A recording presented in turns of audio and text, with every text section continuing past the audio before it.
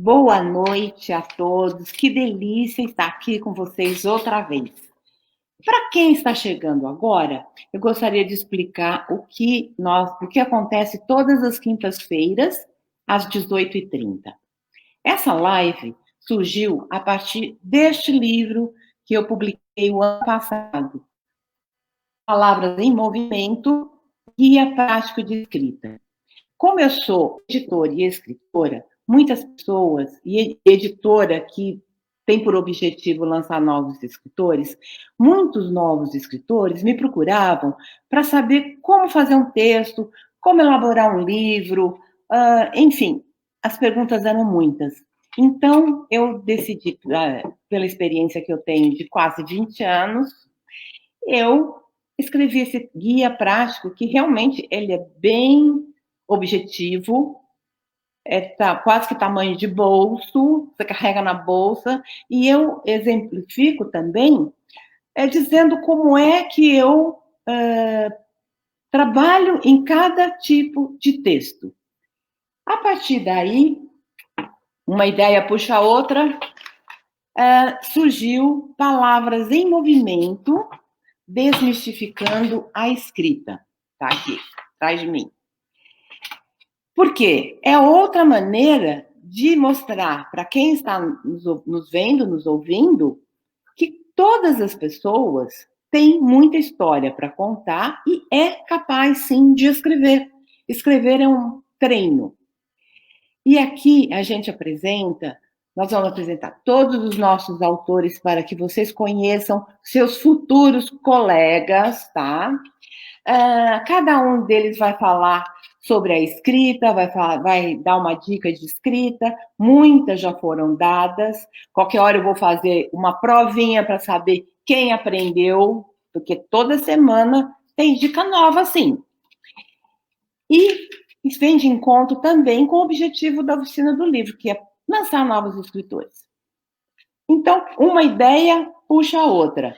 Aqui, nas nossas quintas-feiras, vocês vão conhecer, vão aprender a dicas de escrita, vão escrever, e a oficina do livro vai fazer acontecer. Seu livro vai sair. E agora eu gostaria de chamar a Vilma Ruggeri, que vai fazer as entrevistas comigo. Boa noite, Vilma. Com você a palavra. Boa noite aí a todos que estão nos assistindo. Já tem um monte de gente aqui entrando. Boa noite, Teca, boa noite, Zuleide, boa noite, Dias Campos. Sejam todos muito bem-vindos. E como a Silvia estava falando, né? A gente está aqui para incentivar vocês a escreverem, para fazer parte do time aqui de escritores da Oficina do Livro. Palavras em Movimentos tem esse objetivo. Desmistificar a escrita, ver que é simples escrever, é uma questão de treino, e a gente está aqui para ajudar vocês, a gente está aqui para acolher vocês e fazer de vocês um best-seller. É isso aí. Todo mundo pode ser um best-seller, todo mundo tem uma linda história para contar. Basta com certeza. Um empurrãozinho, e nós estamos aqui para dar esse empurrãozinho. Eu tenho uma pergunta para fazer agora. Vocês costumam reler o que escrevem, mesmo que seja um simples bilhete? Com vocês, a nossa convidada de hoje, Edna Perrotti. Pode entrar, Edna, na nossa sala. Olá! Tudo bem? Como é que vai? Tudo bem, Silvia? Tudo bem? Boa, Edna. Muito bom estar com vocês na noite de hoje. É nossa. Muito bom, falando de um tema de que eu gosto muito. Então, comece apresentando seu nome, sua profissão. Eu sou Edna Perrotti. Digo que eu não estou professora, porque eu me considero que eu sou professora. A vida inteira eu fui professora, 47 anos em sala de aula, então ficou assim, a profissão de professora ficou imbuída mesmo em mim, né? É inerente. E, além disso, sou redatora e revisora. É esse o meu trabalho. Muito bacana. uma filha. Tem uma filha, casada e tem uma filha. Ótimo. Edna, quando você começou a escrever? Quando você publicou o seu livro? Conta um pouquinho, sua história literária. De forma literária, até que não faz muito tempo, não. Acho que uns 15 anos que eu comecei a escrever de uma forma mais literária, utilizando um outro tipo de linguagem.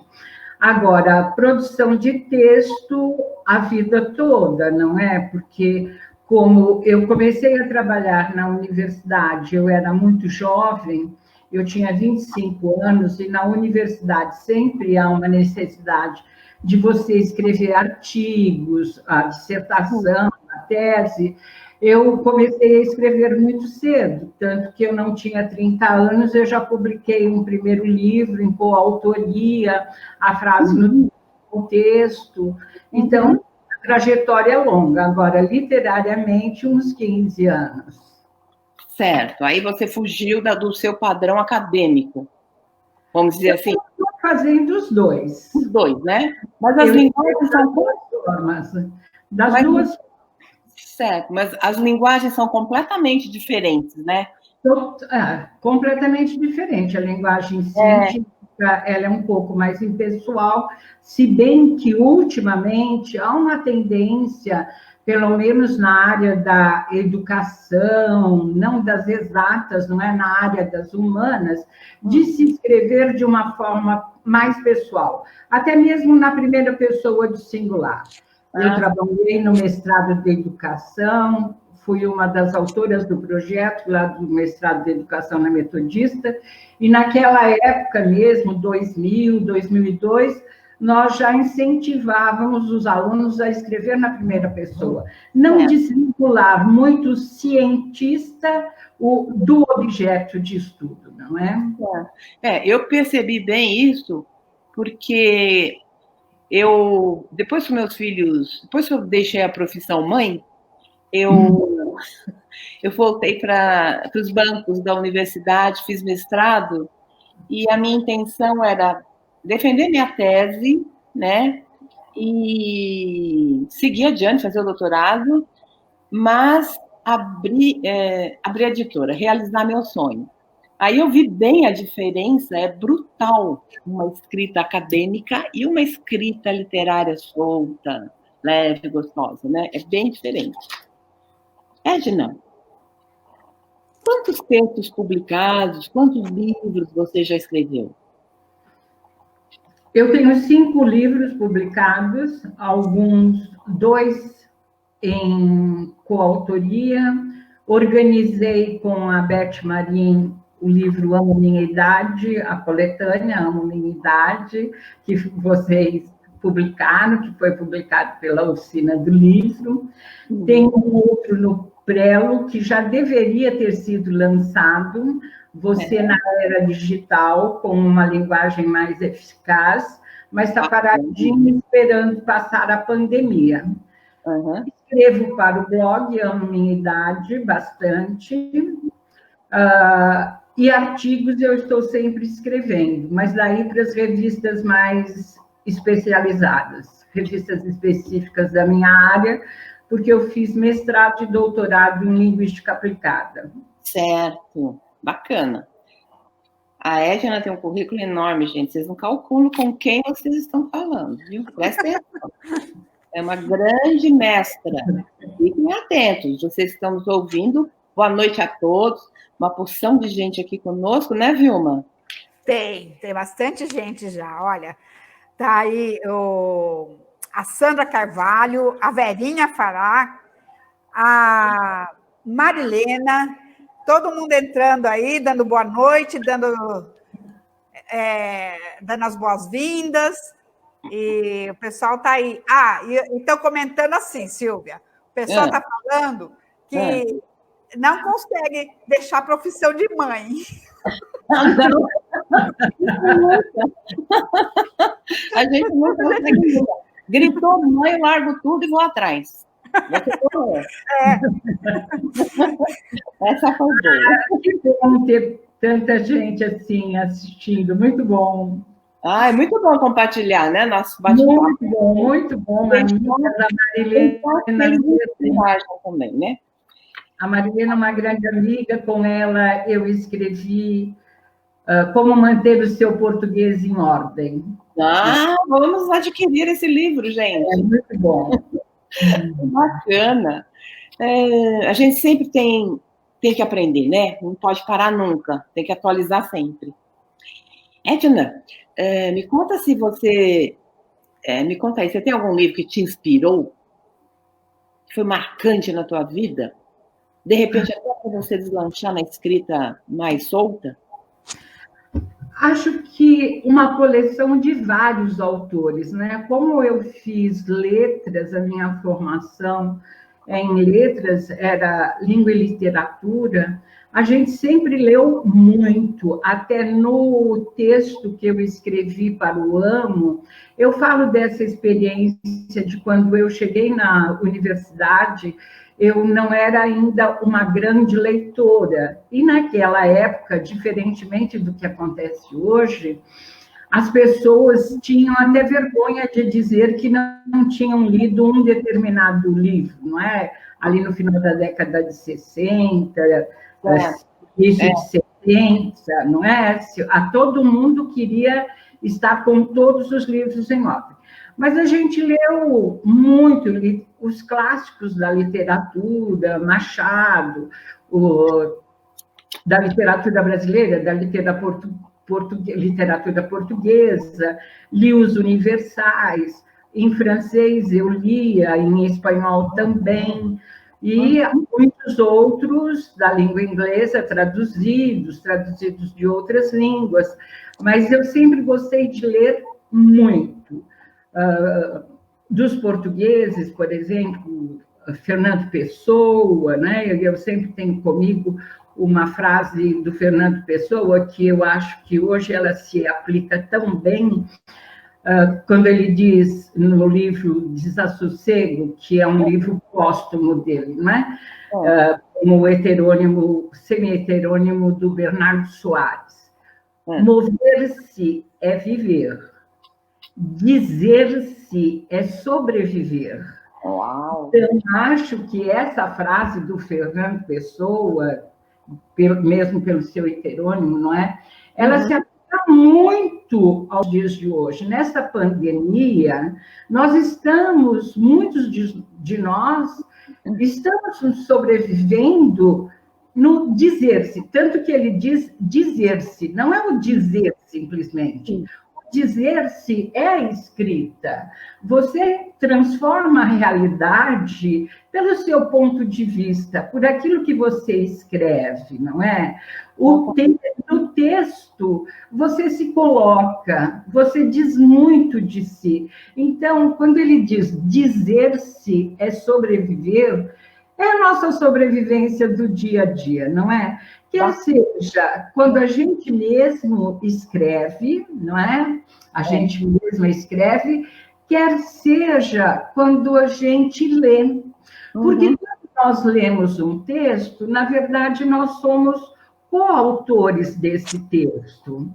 O Leonardo Boff mesmo, ele tem uma frase, um texto muito bonito, não sei se vocês leram, A Águia e a Galinha, na introdução, desculpem, o Leonardo Boff traz um texto belíssimo, em que ele diz que cada um lê com os olhos que tem.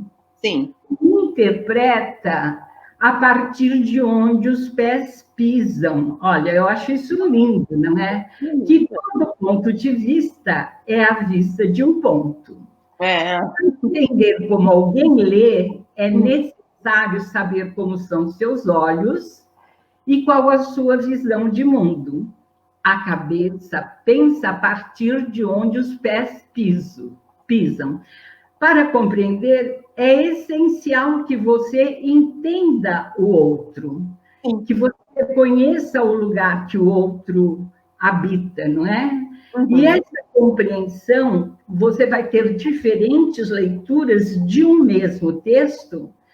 Cada leitor passa a ser um autor desse texto. Você passa a ter uma coautoria.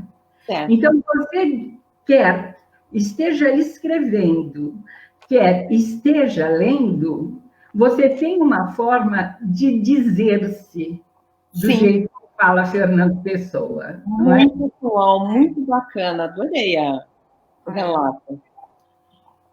Quando você escreve, onde você busca inspiração? Olha, ultimamente, eu acho que nesses 4 ou 5 meses, 4 meses, né? Aliás, foi a última vez que eu saí, foi no encontro do lançamento do livro em que nós nos vimos. Desde lá, essa reclusão, não é? Foi 8 de março, então, 4 meses que a gente está aqui. E como é esse processo? Às vezes eu estou caminhando, pensando alguma coisa, surge uma ideia, ou surge um fato qualquer, eu falo, puxa, por que aconteceu isso? O último texto que eu escrevi para o Amo Minha Idade, que foi o Batom e os Chinelos, eu estava recebendo notícias das mulheres da minha idade, um pouco mais novas, que estavam caindo. Daí eu queria saber por que esse povo está caindo tanto. Eram os chinelos. Os chinelos de dedo, eles dobram com facilidade, né?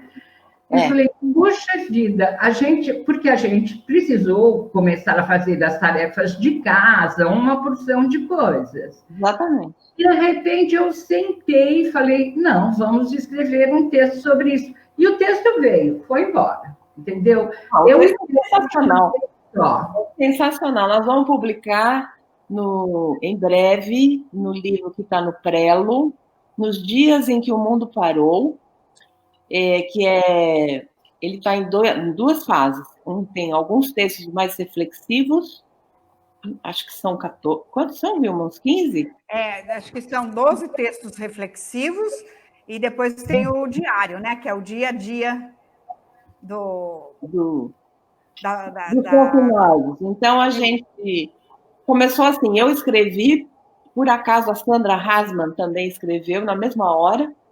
Aí eu falei, Sandra, vamos fazer um diário juntas? Aí eu convidei algumas pessoas, poucas pessoas, falei, vamos brincar de escrever um diário. E aí surgiu o livro, e a história do chinelo e o batom, do batom e o chinelo, ao contrário, está nesse livro.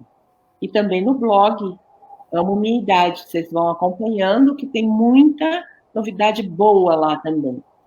Estamos todos falando sobre a escrita e a leitura.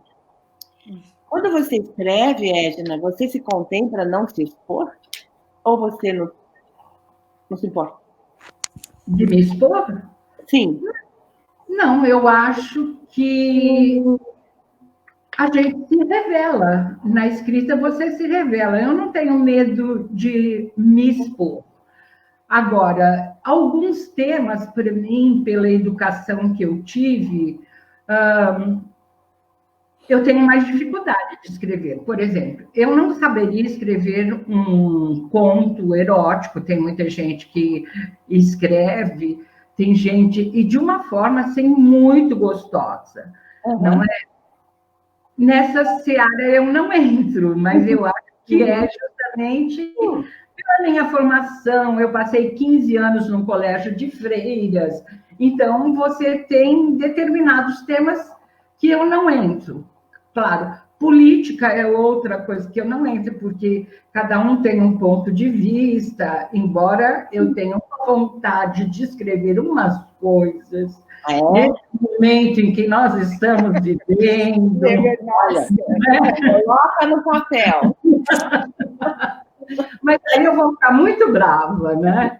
Mas com o outro, eu tinha até escrito umas 2 cartas para o antigo ministro da Educação, esse que saiu há um mês, pelo fato dele ter desmontado toda a educação desse país. Está escrito ali, não escrevi, não mandei, até mostrei para algumas pessoas, manda.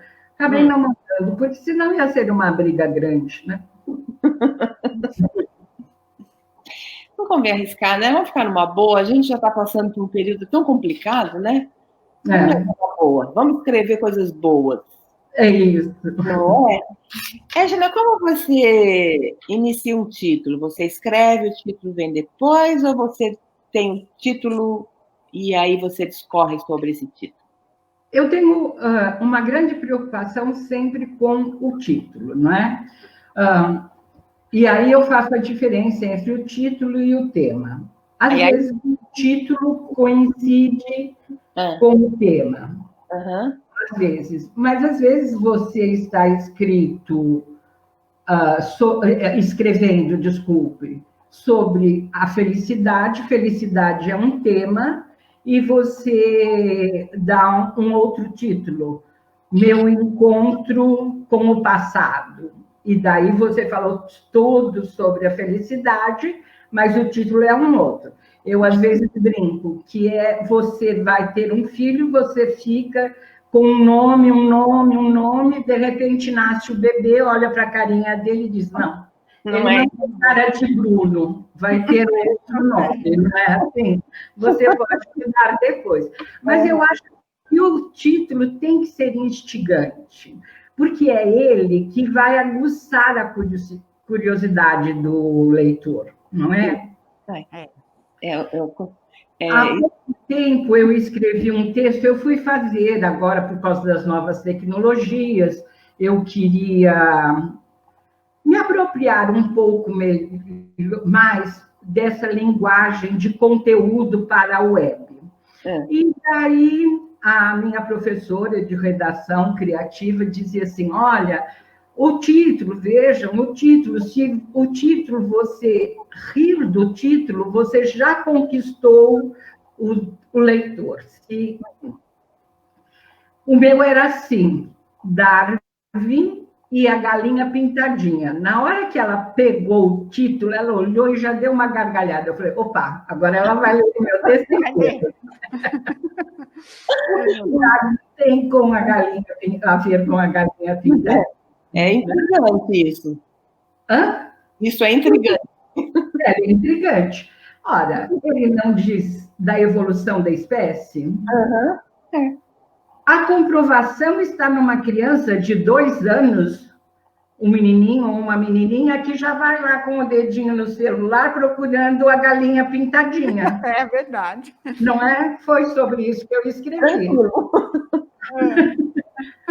Então, é nesse sentido que o título eu acho muito importante. O Daniel Scardua, ele está dizendo assim, sobre se esconder na escrita, né? Será que é por isso que alguns escritores usam pseudônimos para escrever sobre aquele assunto que não se sente confortável? Será? Talvez, não sei. Eu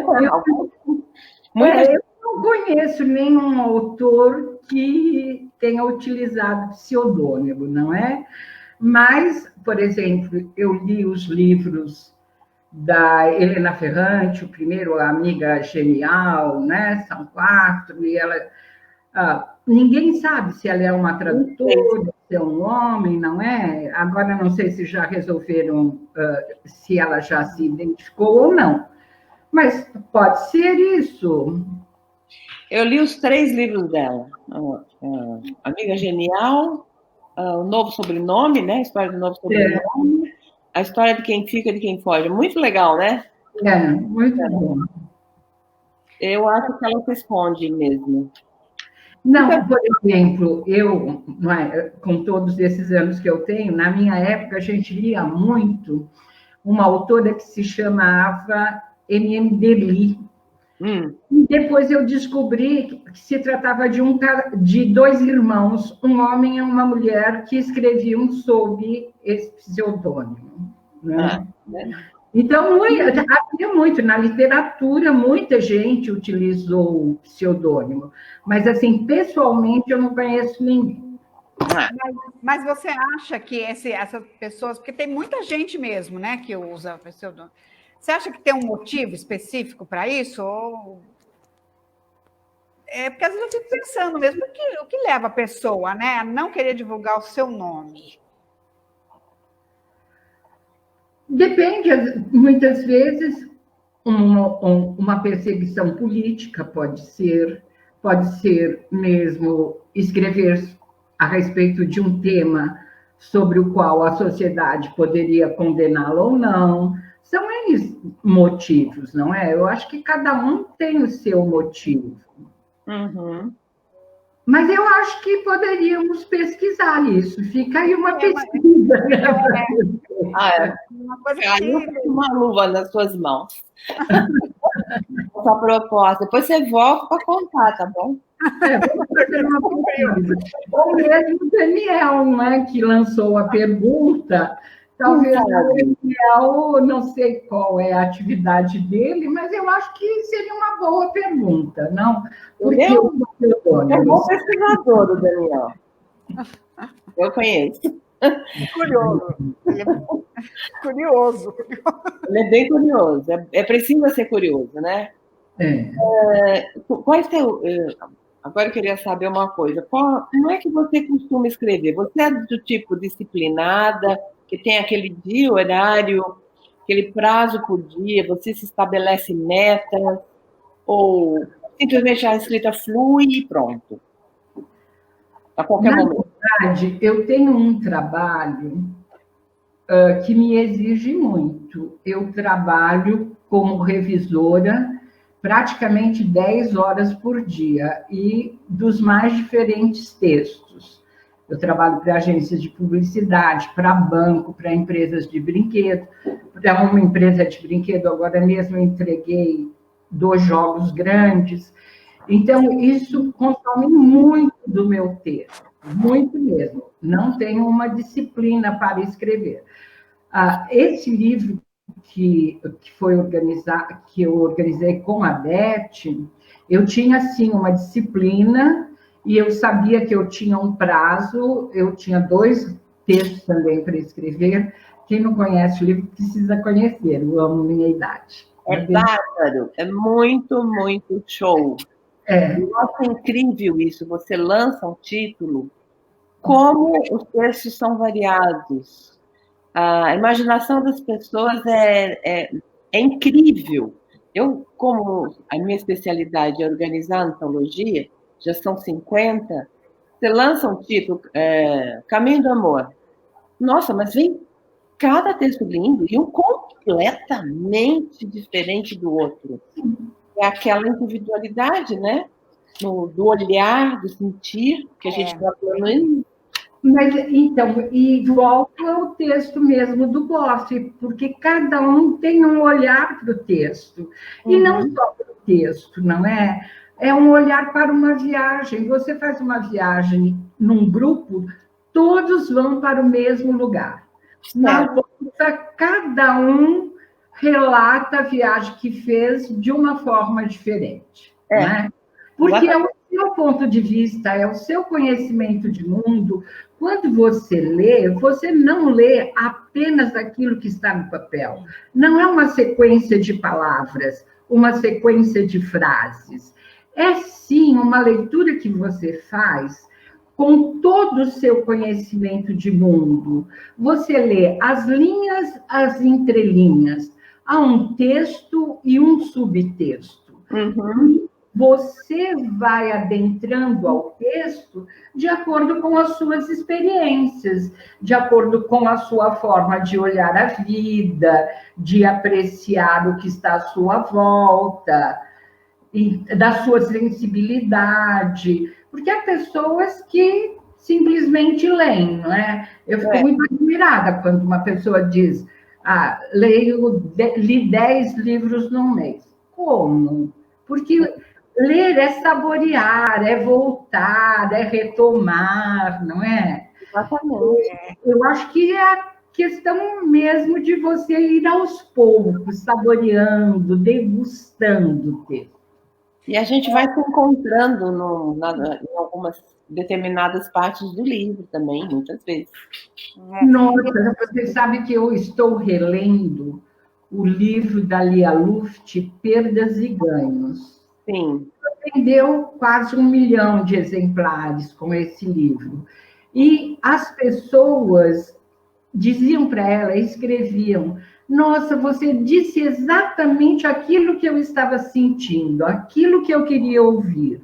E eu estou relendo agora, o livro eu tinha lido há uns 10, 12 anos, agora estou relendo, exatamente. Ela fala aquilo que você está sentindo, as perdas que você teve, os ganhos que você teve, como é que foi a sua vida na família, a repercussão da sua educação.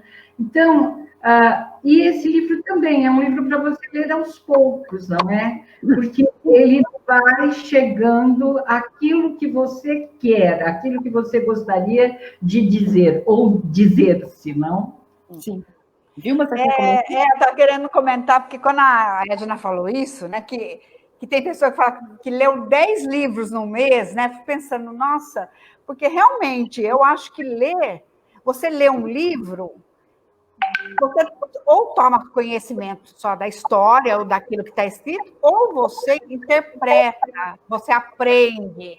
Então, para mim, eu acho que você tem toda a razão. É muito difícil ler vários livros, porque você tem que interpretar, você tem que fazer anotações, sentir o que ele disse para você. Porque, como você está falando, para cada pessoa, um texto diz uma coisa diferente. Diferente, não é?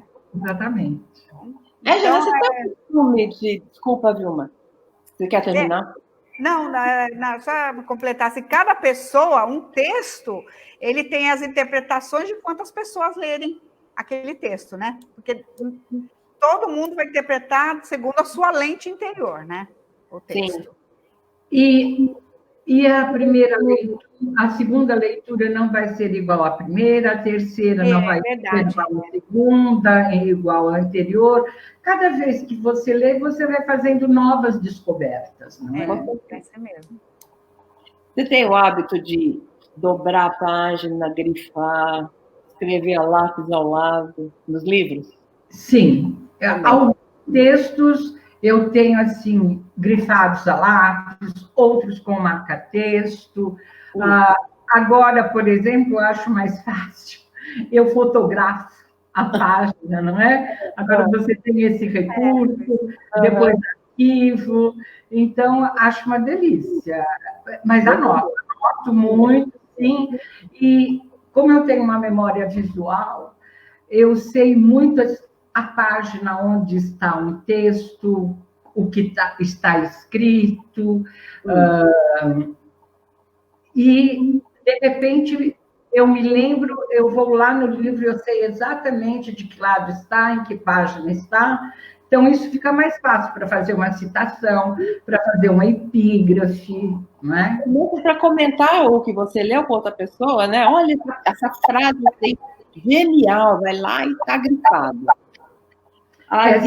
E atualmente a gente tem um grupo muito pequeno com quem conversar a respeito de literatura, infelizmente, não é?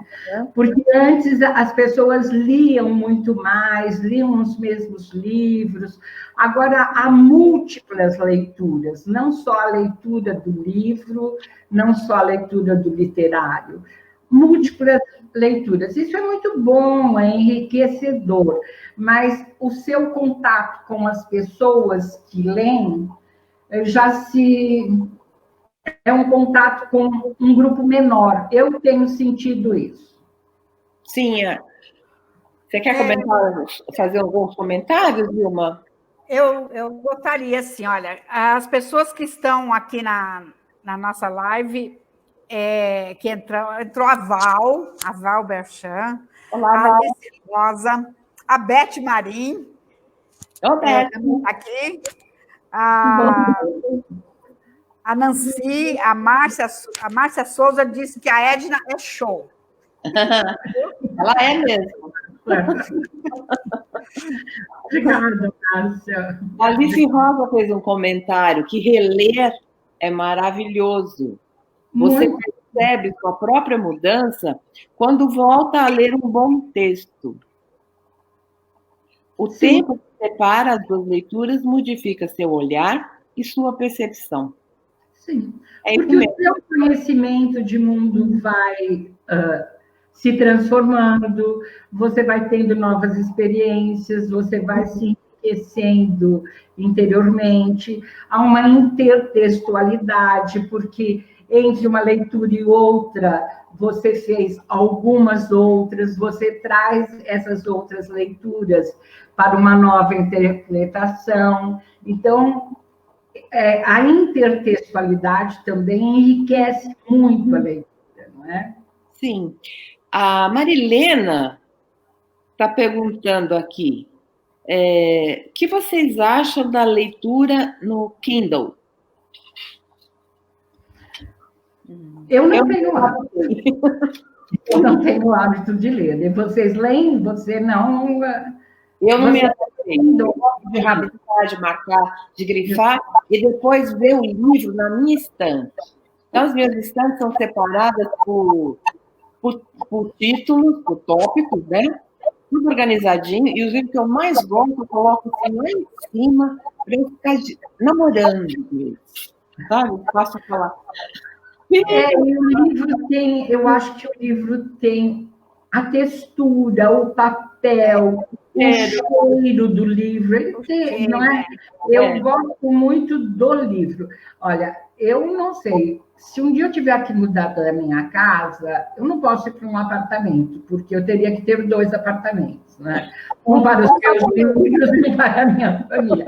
Porque eu tenho um livro, assim, por todo canto da casa. Eu gosto muito.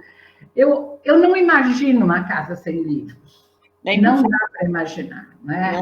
Ele traz calor, traz vida para a sua vida. Uhum.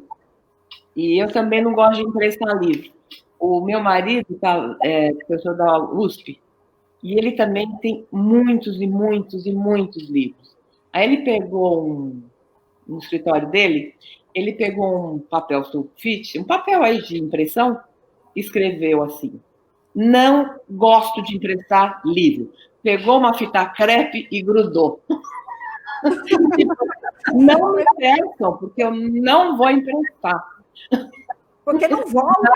Você sabe que eu comentei com o professor político, a questão de 2 semanas, eu falei para ele, eu tinha esse livro, não tenho mais, eu emprestei, não me devolveram. Ele disse assim, Edna, não empreste livro, compre e dê de presente. Isso. Que o seu prejuízo vai ser menor. Gente, eu recomendo esse livro, Amo Minha Idade, é uma delícia as histórias que estão contidas aqui dentro. Recomendo, hein? Olha, tem alguns comentários aqui. A Rosana Guimarães fala, sou fã da Edna desde 1969. Quantas boas histórias já vivemos juntas. Agora, a Marilena, ela fala que eu amo.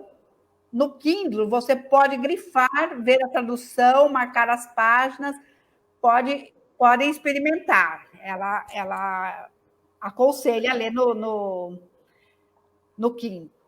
E o Dias Campos está dizendo que ele não empresta livro. Eu também não gosto de emprestar, não. Não gosto, não. A Alice fala que ela empresta a poucas pessoas. Geralmente dá de presente um exemplar a quem pede. Porque realmente tem essa coisa, é difícil o livro voltar, né? Depois que você empresta, o livro voltar. Não, eu mesma, esse livro que eu tenho, que é o livro do Desassossego, é do Fernando Pessoa, né? O heterônimo do Bernardo Soares, eu gosto demais. Era de um amigo, ele me emprestou, um grande amigo, li muita coisa por causa dele, e ele acabou falecendo, e eu fiquei com alguns livros que ele tinha me emprestado, que ele dizia, depois você me devolve, depois você me devolve. Então, por exemplo, esse é um livro que eu guardo com o maior carinho, e até mesmo porque foi uma recomendação dele, é um livro que os textos desse livro estavam na arca que foi encontrada depois da morte de Fernando Pessoa, de 1982, ele morreu em 1900 acho que 1935. Então, eu lia com ele, muitas vezes a gente sentava para tomar um café, ia lendo algumas partes. Então, é um livro que jamais ele vai sair da minha casa. Ele carrega comigo, é um livro de cabeceira, não é? É isso aí, é isso mesmo. Também tenho meus livros de cabeceira. Eu fiz até uma pequena estante na minha cabeceira, porque são muitos livros de cabeceira. Eu tenho essa mania de ler vários livros ao mesmo tempo. Dependendo do dia, eu estou mais propícia a ler um estilo. Ah, é? Legal. Eu começo muito. Tem os momentos, né, Vilma? Tem os vários momentos para uma determinada leitura. Mas eu vou experimentar ler no Kindle. Tem muita gente que está lendo, escrevendo dessa forma.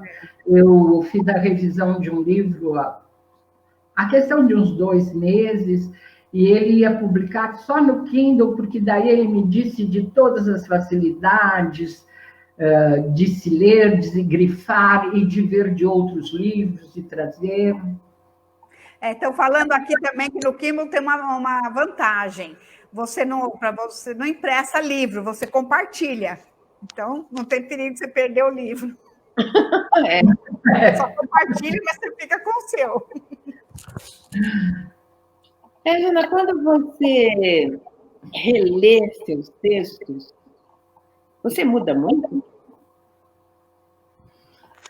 Eu acho que algumas coisas eu mudo, porque você sempre tem uma determinada palavra, uma palavra muito precisa, que cabe exatamente naquele contexto. Então, muitas vezes, você escreve e você diz assim, eu costumo, marco de alguma forma, eu dou um realce, deixo num realce amarelo, porque aquela palavrinha não é aquela que eu queria naquele momento. Tá. E eu recorro muito ao meu dicionário analógico. Eu não sei se alguém, para quem não conhece, o dicionário analógico é um pouco diferente do dicionário comum. O dicionário analógico, ele traz as palavras por família, por grupos, né? Então, amor, vai ser tudo relacionado ao amor, substantivo, adjetivo, o verbo, as frases, provérbios. Então, às vezes, naquele momento, o meu livro não está perto de mim, eu grifo em amarelo e depois eu vou pesquisar qual é a palavra exata para aquele texto naquele momento. Então, isso eu faço muito. Revejo, porque muitas vezes, quando você escreve, você pode deixar de fazer uma concordância mais adequada, a frase pode ficar mais bem elaborada, você pode inverter, você pode dar um realce. Daí você faz a lapidação do texto, né? Isso eu gosto muito de fazer, não só com os meus próprios textos, mas também no meu trabalho de revisão. Eu vou dando sugestões para as pessoas que estão escrevendo. Olha, você não acha que talvez essa frase ficasse melhor? O que você acha dessa forma? Eu não mexo jamais no estilo do autor, mas eu vou dando sugestões de frases que ficariam melhor. Não é? Essa lapidação. É a mesma coisa de quando você tem uma pessoa, uma consultora de estilo, por exemplo, a Sandra está me assistindo aí, que você já falaram o nome dela, não é? Uhum. Um detalhe pode fazer toda a diferença no seu visual. Você pode estar com uma roupa lindíssima e, de repente, você pode prejudicar todo o seu visual por um detalhe ou realçar o seu visual por um outro detalhe. No texto acontece a mesma coisa. Se você tiver aquela palavra precisa, essa frase bem lapidada, ele vai causar um outro efeito, sem dúvida alguma. É verdade. Especialmente porque você lê como leitora também, né? Aí você capta a necessidade de fazer uma pequena transformação. Edna, eu queria fazer uma pergunta. O que você acha, como vai ser a escrita dessa nova geração que usa o Zap, falando assim, as palavras tudo pela metade? Você acha que isso vai interferir nos novos escritores? Vilma, eu acho que aí entra o papel da escola. A escola deve deixar muito claro para quem quer que seja, esse é realmente o papel da escola. Não é o papel nem da mãe, nem do irmão, a não ser que ele seja escritor, ou de um tio que seja escritor ou não. Mas esse é o papel da escola. É mostrar para o aluno que há diferentes formas de escrever para diferentes contextos. Então, em determinados contextos, você vai escrever de uma forma. Em outros contextos, você vai escrever de outra forma. Do mesmo jeito que você vai para a praia em trajes de banho, não vai com uma roupa que você vai a um casamento, ou vice-versa, não é? A linguagem tem essa adequação. Para cada situação, há um tipo de linguagem. Então, qual é o papel da escola? E isso, quem ensina a escrever, tem que ter também a paixão pela escrita, a paixão pela leitura. Uhum. Eu tenho plena consciência disso, que eu levei muitos alunos a escreverem e a gostarem de escrever, porque eu passei essa paixão. Isso, sem dúvida alguma. Ainda hoje, eu mandei uma mensagem para uma ex-aluna, muito querida, e disse para ela: Milene, você vai ser sempre a minha menina, né? Porque jovenzinha, porque eu sempre chamei os meus alunos de jovenzinhos ou jovenzinhas na universidade. E daí ela me devolveu: e você vai ser sempre minha eterna professora. Então, eu tenho, assim, fui madrinha de casamento, de alunos da universidade, porque eu passei essa paixão. Agora, um professor que não gosta de ler, que não gosta de escrever, ele não vai preparar o aluno para ser um bom leitor, para ser um bom escritor, né? Uhum. Mas essa é a função da escola. A escola precisa exercer esse papel de levar o aluno a escrever bem em diferentes situações. Se ele escreve no WhatsApp, com abreviaturas, gírias, o que quer que seja, para o seu grupo de amigos, mas se ele vai mandar uma mensagem, como hoje, se ele precisar mandar uma mensagem para um executivo da empresa, ele não pode utilizar a mesma linguagem que ele utiliza para os seus alunos.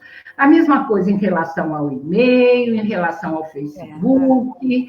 Ele precisa ter clareza dessa diversidade de linguagem, sem dúvida alguma. Eu gostaria agora de fazer uma pequena pausa para que a Vilma fosse apontando, tem muitos comentários. Olha, aqui a Alice fala: um dos meus livros tem formato digital, não se parece comigo, e sou internauta, uso há décadas, exploro todos os recursos, mas ler, não. Nada como acordar na madrugada com o livro ainda aberto nas mãos.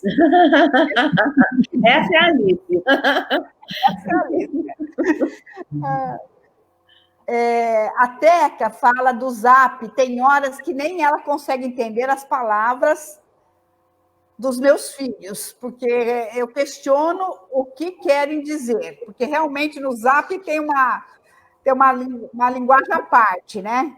Tem coisa que a gente realmente não consegue entender. A Denise Aires também entrou agora, comenta que o educador passa a sua paixão para o aluno. Isso que a Edna comentou, é mesmo, tem que passar essa paixão para o aluno. E deixa eu ver quem mais aqui. Gente, acho que daqui a pouco eu vou usar minha lupa de novo, hein? Acho bom. Senão eu perco muitos comentários. Bom, aqui tem vários comentários sobre emprestar ou não livros. Tem muita coisa aqui, gente. Eu vou dando mais uma garimpada aqui com a minha lupa, daqui a pouco eu volto. Muito bem, então, enquanto a Vilma pesquisa com a lupa... Mas, Vilma, isso de a gente não entender o que um jovem escreve, porque é a linguagem do grupo, não é? E o inverso é verdadeiro. Muitas vezes, um jovem de 15 anos não entende uma mensagem que a gente escreve, porque acha que a gente tem uma linguagem muito rebuscada, muito formal e assim por diante. Não é? Verdade. Edna, quando você chega à conclusão de que seu texto está pronto, finalizado? O texto nunca está pronto. O texto é sempre uma obra inacabada. Você entrega o texto porque você tem uma data para entregar. Qualquer que seja o texto, você tem um prazo. O jornalista tem o prazo para entregar o seu texto. O livro, se você escreve o livro, você tem um prazo para escrever e entregar. Você tem esse compromisso. Se você escreve um artigo para uma revista científica, você tem um prazo. Você sempre tem um prazo para entregar. Mas sempre você fala, se eu tivesse escrito o texto agora, eu ia mudar isso, aquilo, não é? E se você tivesse a possibilidade, você reescreveria mesmo. Eu acho que o texto nunca está pronto, acabado. Sempre poderia mudar alguma coisa, né? Acho que aí depende também do nosso estado de espírito, né? Escrever um texto agora vai ser diferente de quando terminar a pandemia, com certeza. Sim. Sim. As pessoas estão escrevendo muito nessa época, e isso é muito bom, né? Eu também estou escrevendo bastante. Aliás, entreguei para a Edna, estou entregando para a Edna meu primeiro romance. Está ficando lindo. Eu vou contar só um pouquinho dele. É a minha experiência em relação às dicas que eu dava para as escritoras, lá do Tempo de Nós Mulheres, que foi uma coleção marcante na editora. Começou no ano 2001 e finalizou 10 anos depois. A cada ano saía um livro da coleção Nós Mulheres. Desafios e conquistas dos novos tempos. E como eu sempre convidei pessoas que nunca haviam escrito antes, elas iam ao meu escritório para bater um papinho sobre o texto, para arredondar o texto. E depois rolava um cafezinho e ia às confidências. Quantas confidências! Então, o que eu fazia? Eu escrevia, em geral, um poema, ou um conto, em geral, um poema, sobre a nossa conversa na primeira pessoa, tá? E fui guardando. Depois passou um bom tempo, eu comecei a soltar um ou outro. Quando eu estava, ó que chique, na Feira de Livros em Paris, participando de um livro lá, chega a Joyce Cavalcante e fala para mim, eu estava com meu marido, finalmente conheci seu muso. Eu leio todos os seus poemas, eles são lindos. Aí ele não entendeu absolutamente nada e eu morri de rir, porque os textos não eram meus. Tadinho, eu nunca escrevi nada para ele. Foi tudo que eu ouvi, incorporei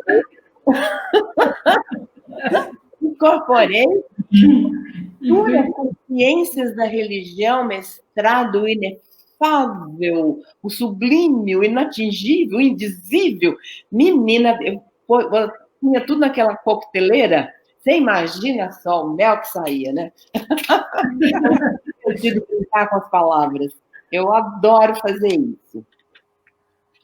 Edna, agora fala um pouquinho sobre o tema de hoje. Ler, escrever e rever.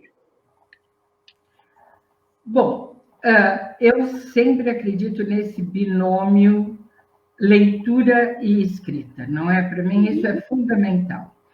A leitura contribui muito para o seu conteúdo, mas não só para o conteúdo, também para a forma. Quando lá no início você me perguntou quais são os autores que te influenciaram, eu falei de uma série deles, mas por quê? Muitos me trouxeram bons conteúdos e muitos também um jeito de escrever, uma forma. Quando você observa a forma como os autores escrevem, você pode melhorar a sua forma de escrever. É a questão da observação. Por exemplo, quando eu oriento redação de teses, de dissertações, eu falo, leia algumas teses, vou indicando algumas teses para as pessoas lerem, que eu considero boas, porque elas vão percebendo também a forma de escrever. Então, leitura e escrita, elas não andam separadas, elas precisam estar juntas.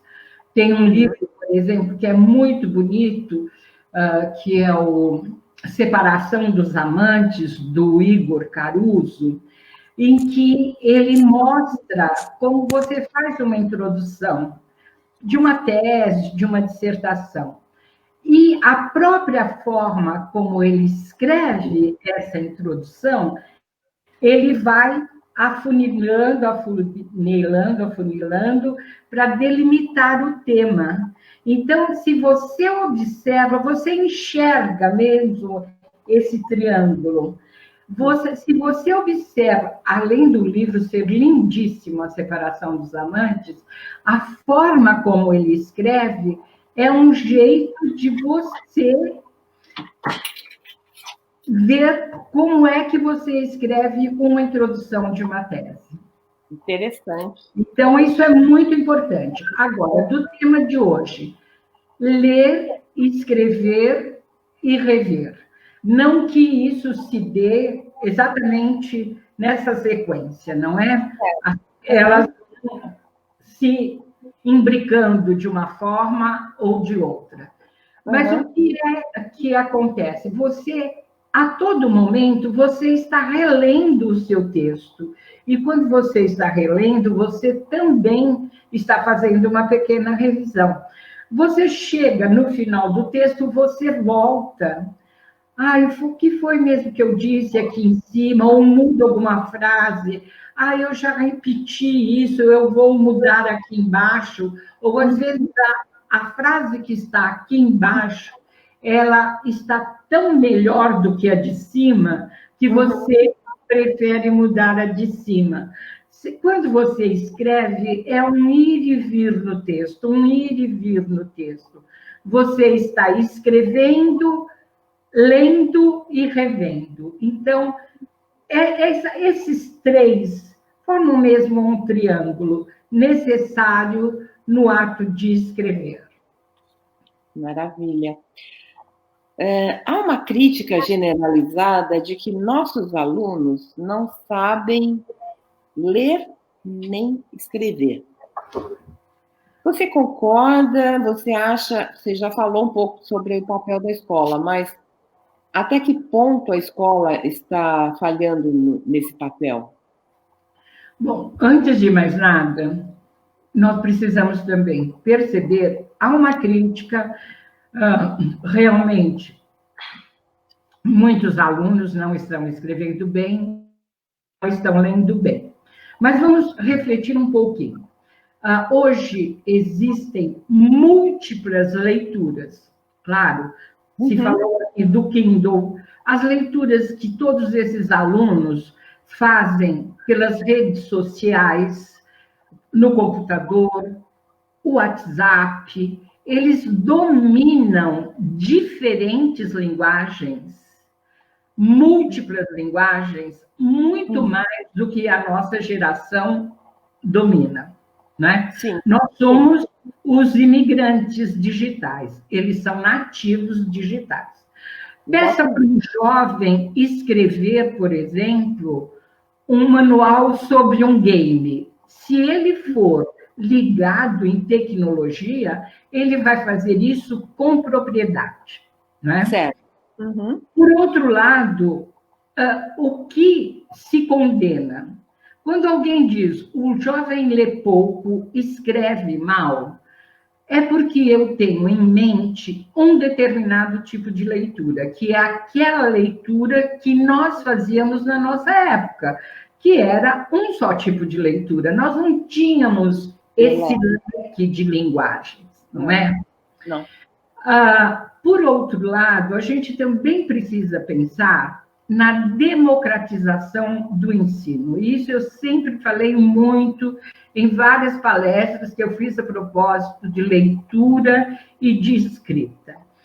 Felizmente, hoje, todas as crianças estão na escola.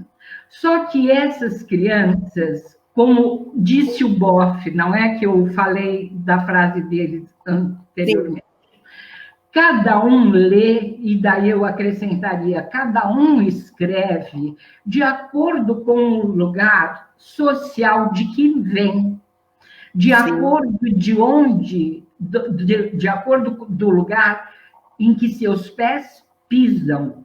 As crianças hoje, muitas das nossas crianças vão à escola para se alimentar, às vezes é uma única refeição por dia.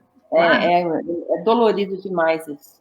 Não é? Então, essas crianças, como é que eu posso exigir que essa criança ele tenha a mesma competência linguística que tem os meus sobrinhos, por exemplo, que têm livros, que têm acesso a várias coisas, ou que tem a filha? Eu me lembro, quando a minha filha era pequena, sabe quando você vai, naquela época, né, que a gente recolhia um mundo de lápis de cor, era lápis de cor de um tamanho, de outro, né? E eu juntei tudo isso num saquinho, e eu tinha uma faxineira Marina nessa época. Ela olhou para mim e falou assim: o que a senhora vai fazer com tudo isso? Eu nem tinha pensado que eu ia fazer com aquele monte de lápis de cor, né? Toco de um jeito, outro. Tudo assim. Os meus filhos têm loucura por ter um lápis de cor. Eu nunca pude comprar um. Gente, entreguei para ela os lápis de cor, depois dei muitas revistinhas, eu comprava para minha filha, Maurício de Souza, também dava para ela, contribuí os livros para gostar de ler, a coleção, eu dei para os livros de Marina. Gente, como é que uma criança que não tem um livro em casa, ela pode atribuir valor à leitura? Lógico. Como é que uma criança cujos pais não leem, não escrevem, ela pode perceber esse maravilhoso mundo da escrita? Só com a paixão da professora. Sim. A professora tem que ser apaixonada por isso, mas, infelizmente, também, nós entramos num círculo vicioso. Muitos desses alunos que não escrevem bem, não leem bem, para onde é que eles vão? Para o magistério, que é um curso mais barato. E daí eles vão ensinar os alunos. Então, na universidade, nos cursos de pedagogia, eu sempre dizia: jovenzinhos, jovenzinhas, nós precisamos quebrar esse círculo. Vocês precisam ler, e eu ensinava a ler, realmente. Eu pegava um livro, vamos ler juntos.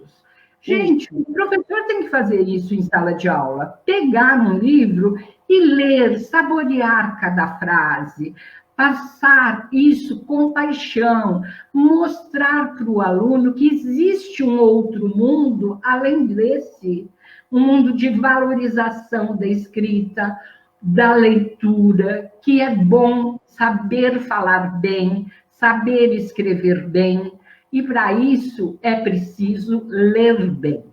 Sim, sem dúvida nenhuma. Vilma, temos alguns comentários pertinentes? Temos. A Alice fala: o WhatsApp é uma evolução da linguagem, mas não serve para o diálogo pessoal. Quem entrou aqui também foi a Vera Mello, está aqui com a gente. Vera, boa noite, a Vera. Meninas, estavam terminando, tem que assistir amanhã. A Vera está falando que amanhã ela quer assistir a íntegra dessa live, porque ela perdeu um pedaço. Concordo que a Nancy Alcântara diz, concordo com a Edna que o texto nunca está pronto. A Alice Rosa também comenta que um texto nunca deveria ter um ponto final, sempre deveria ter reticências.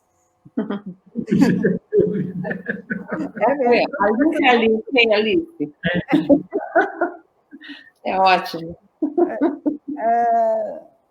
Deixa eu ver mais. O seu repertório. Bom, acho que os comentários, por enquanto, são esses. Eu queria perguntar uma coisa para a Edna, que é sobre quando a gente relê um texto, sobre a revisão. Eu queria que você falasse um pouquinho, porque eu acho a revisão de um texto uma coisa tão difícil, porque assim, toda vez que você pode ler 10 vezes, chega uma hora que você descansa, vai ler de novo e você encontra um erro. Uma vez eu vi você falando, o Herrero fala assim, oi, eu estou aqui. Você não me viu. Isso é comigo pronto, né? Fazendo uma revisão. Impressionante. Eu já sofri muito com isso. Quando eu errava, eu ficava assim, meu Deus do céu, como é que pode? Eu queria morrer. Hoje não, porque eu tinha até um cartaz na Contexto. Se errar é humano, revisar é desumano. Porque realmente, não é? Você lê, você corrige. 99% escapou um, abre a página, oi, eu estou aqui.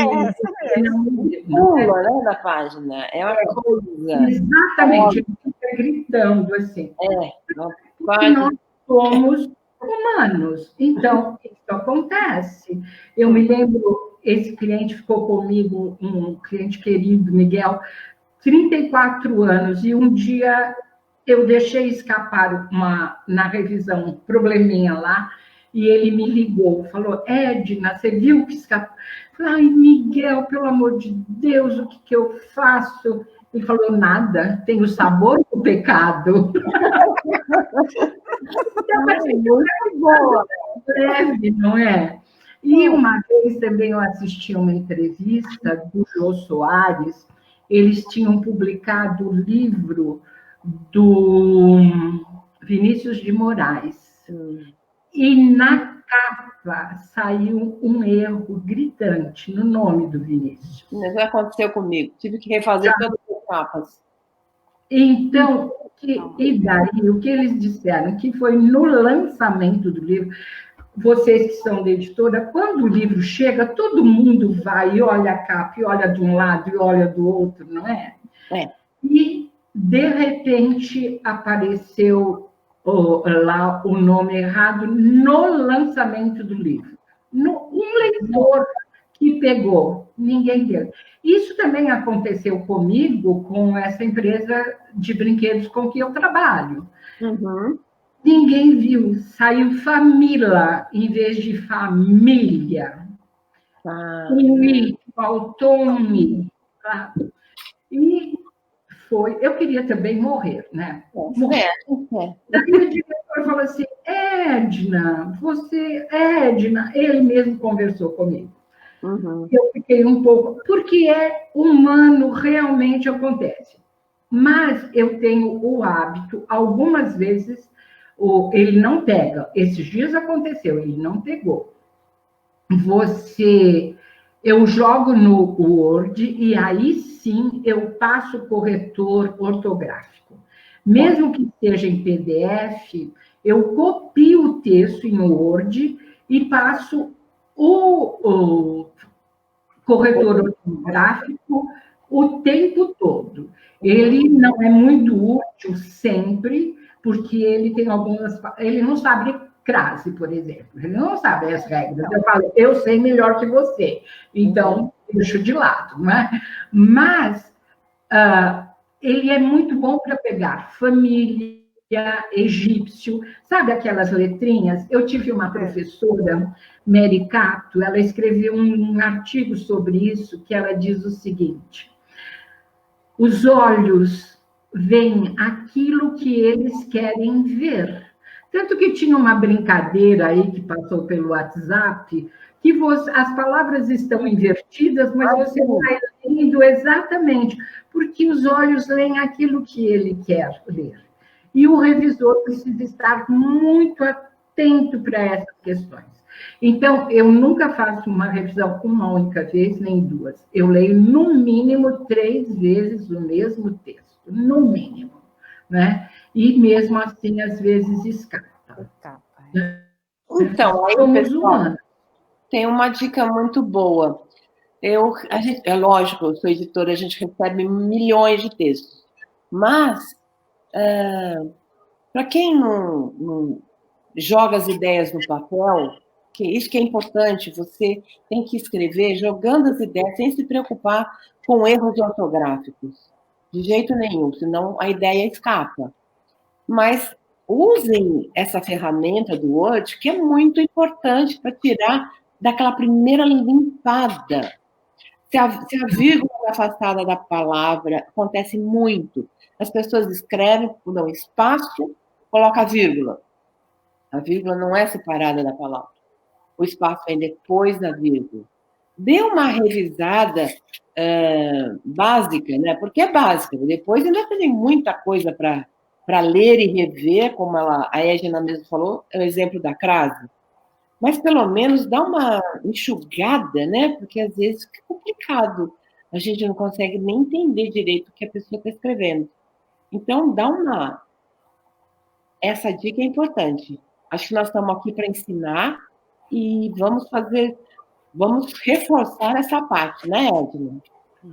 Tudo bem. Porque a pessoa que está escrevendo, realmente, ela não se preocupa com o português, né? Porque senão perde a ideia.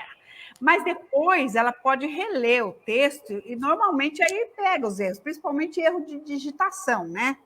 Porque às vezes, muito texto, hoje em dia, tem muito erro de digitação. A gente vê em textos mesmo... de notícias, de tudo, a gente pega muito erro de digitação. E isso daí o revisor do Word sempre pega. E eu acho que é muito importante, se você...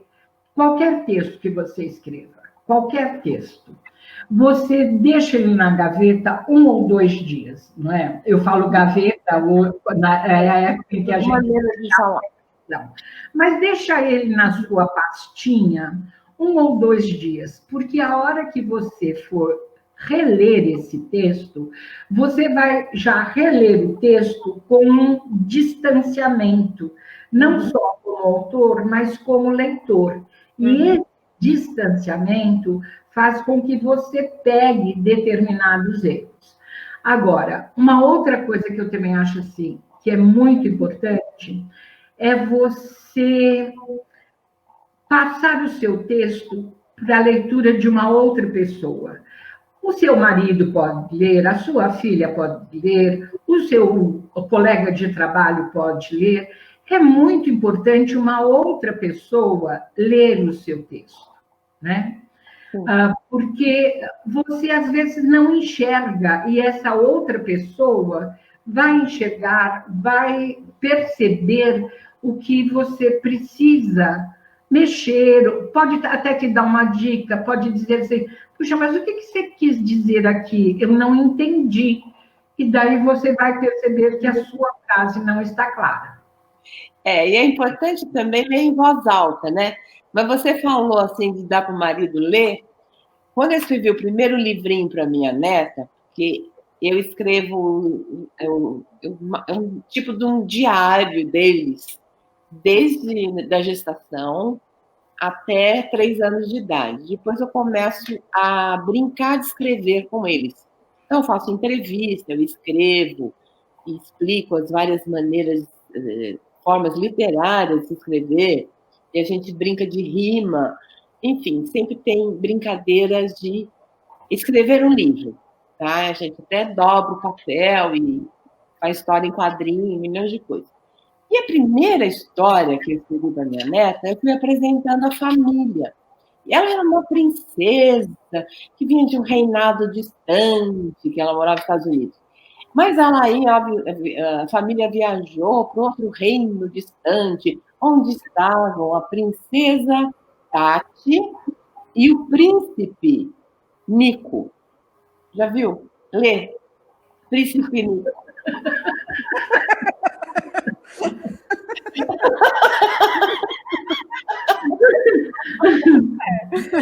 A economia, não. Não, eu liguei que era a Tati e o Nico. Tudo bem, a princesa e o príncipe. Quando ele leu, mas ele rolava de rir. E eu não percebi.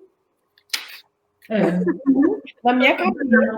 A leitura alta é muito importante. Acontecem umas coisas muito engraçadas também. Edna, você acha que as pessoas atualmente estão lendo mais ou menos? Estão mais para a leitura? Estão mais afastadas dos livros? Olha, eu tenho a impressão, por exemplo, nessa pandemia, as pessoas estão lendo muito. Mas quando eu digo as pessoas, eu estou me referindo às pessoas da minha faixa etária.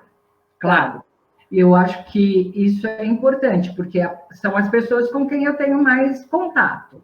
Então, eu troco, uma amiga ou uma prima, o que você está lendo nesse momento. Então, nesse sentido, eu acho que as pessoas estão lendo muito, sim. Estão lendo mais, e até mesmo porque, mesmo que eu falei do Kindle, que eu não consigo ler um livro inteiro no Kindle, mas eu gosto muito de acessar os sites que trazem crônicas, contos, coisas mais curtas, e muitas pessoas estão tendo esse acesso agora, lendo pelo WhatsApp ou lendo pelo computador. Acho que as pessoas da nossa geração, mais novas, vocês são mais novas que eu, um pouco, na faixa dos 50 para cá, eu acho que está lendo mais porque está tendo com mais tempo. Está confinada, né? As pessoas estão confinadas, então estão lendo mais, sim.